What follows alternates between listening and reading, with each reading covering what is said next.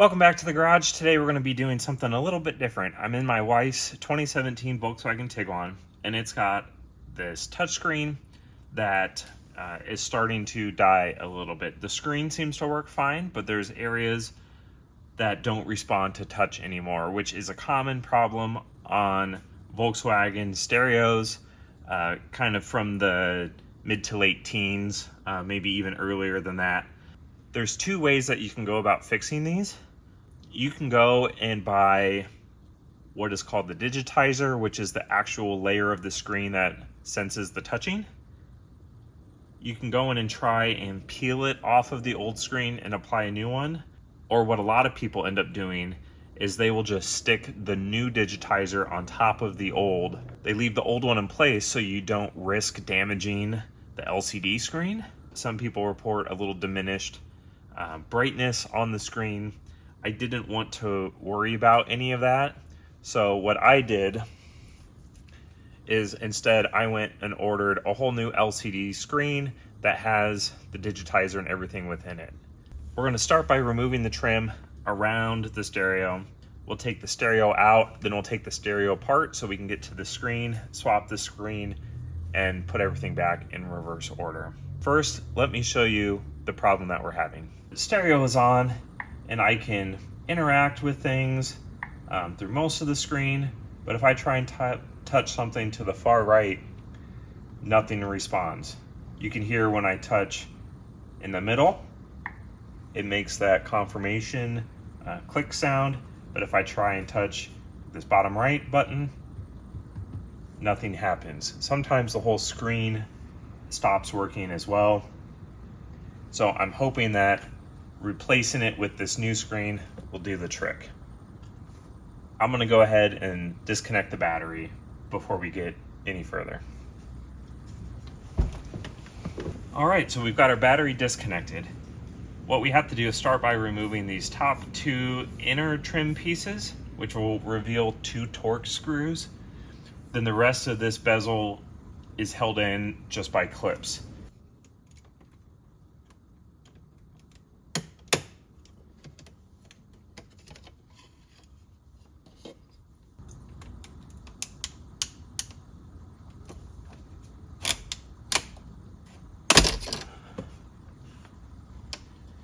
This is part of the airbag system, so if your battery's still connected, you might want to leave that plugged in just so you don't trigger any lights. Now these are T20 screws, and now we can start prying around. We will want to take the tool all the way around the edge here just to make sure we get these clips undone and that we're not stressing things unnecessarily.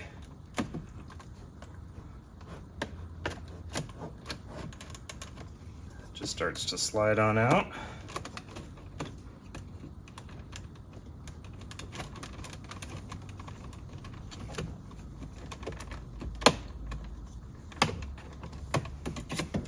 It's going to take the vents with it.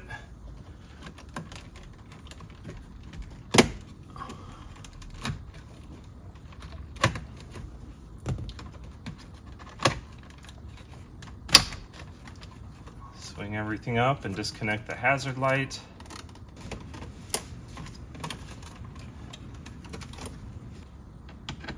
And now we can use the same T20 Torx driver to remove the stereo itself.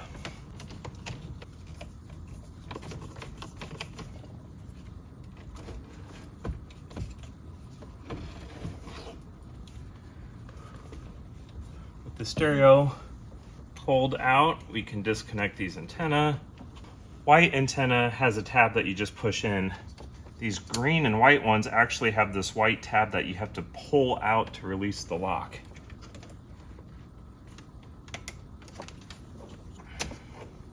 And then finally, the main harness. In theory, if you remove and reinstall the same stereo into the car, you should be fine. But Volkswagen, for security reasons, they do program the car and the stereo together. So it knows which stereo is tied in with this vehicle based off of VIN number.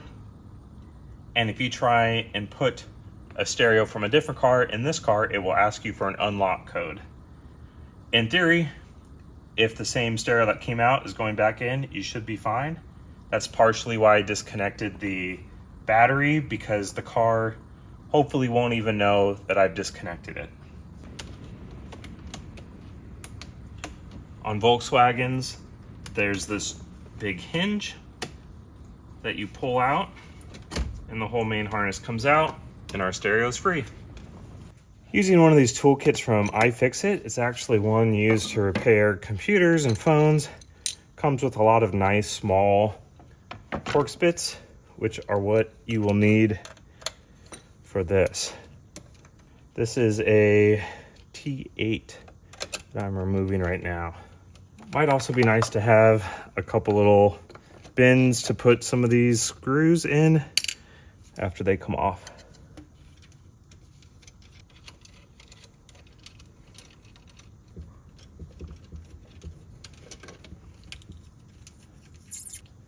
And I'll set this whole thing to the side now. Onto the screen. So there's some more small Torx screws around the edge, and these are actually even smaller. T6.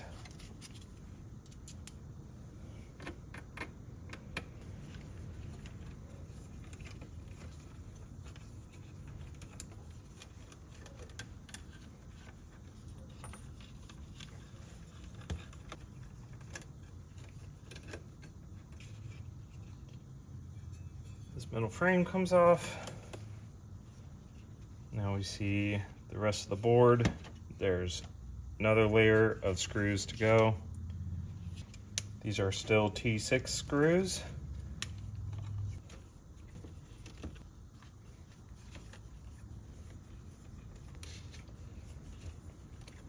We have the SD card slot over here.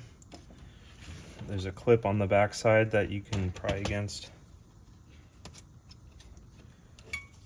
One of the things I forgot is pulling these knobs off.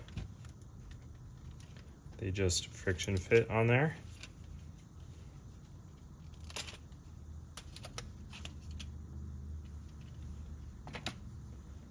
Now everything's apart. You can see the new and the old screen. And it's actually loose in here, and there's just two ribbon connectors that we're going to undo. This black one and this gold one. Flip these black locks up.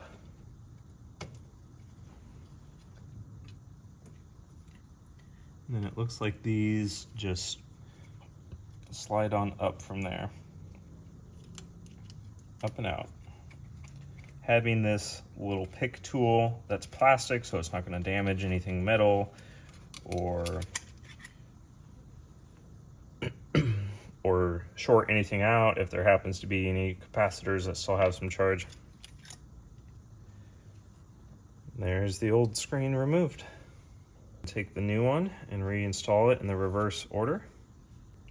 These ribbons can be pretty delicate, so you don't want to go bending them a whole bunch, do anything drastic with them. Just kind of feed them on up and in. Use this plastic tool to help get things lined up.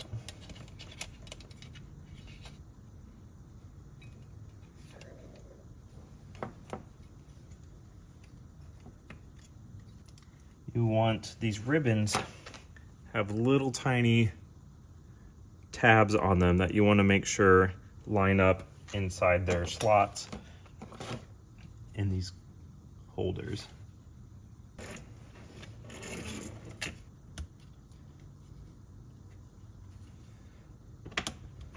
And lock it in place. Now we reassemble. Once this is installed back in this bezel, you're not going to be able to get to the screen protector, so we're going to take it off at this point.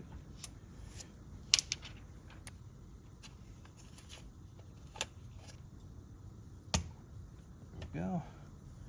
Just getting a couple of these alignment tabs squared away how they should be. Got a little bit of a gap here still. There. Nice and snug all the way around the edge.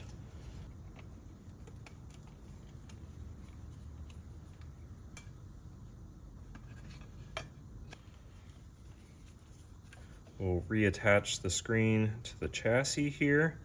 There's just one connector here that we need to make sure lines up nice and straight. And we'll get these last ones back in. Radio's together. Let's go put it back in the car.